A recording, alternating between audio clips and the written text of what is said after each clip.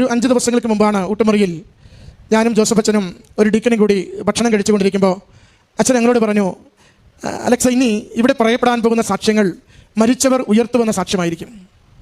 ഞാൻ അച്ഛൻ്റെ അങ്ങനെ ഒരാഴ്ച ഞങ്ങൾ അവിടെ നിന്നു. 3-ാം ദിവസം എൻ്റെ ചേട്ടന് വീണ്ടും ഒരു അറ്റാക്ക് വന്നു. അത് വളരെ ശക്തിയോടെയാണ് വന്നത്. അപ്പോൾ ഡോക്ടർമാർ പറഞ്ഞു, സിസ്റ്റർമാരോട് പറഞ്ഞു മരിച്ചു എന്ന് പറഞ്ഞു. മരിച്ചു എന്ന് പറഞ്ഞപ്പോൾ എനിക്ക് എൻ്റെ ഉടമ്പടി കാശ് രൂപ മാത്രമേ എനിക്കന്നുണ്ടായിരുന്നുള്ളൂ. അവർ ട്രിപ്പെല്ലാം കഴിയുമെന്ന് ഊരി അവർ മരണത്തിലേക്കുള്ള എല്ലാ കാര്യങ്ങളും ചെയ്യാനായിട്ട് ഒരുങ്ങായിരുന്നു. ആ സമയത്തും ഡോക്ടർമാരൊന്നും മിണ്ടുന്നില്ല, സിസ്റ്റർമാരൊന്നും മിണ്ടുന്നില്ല.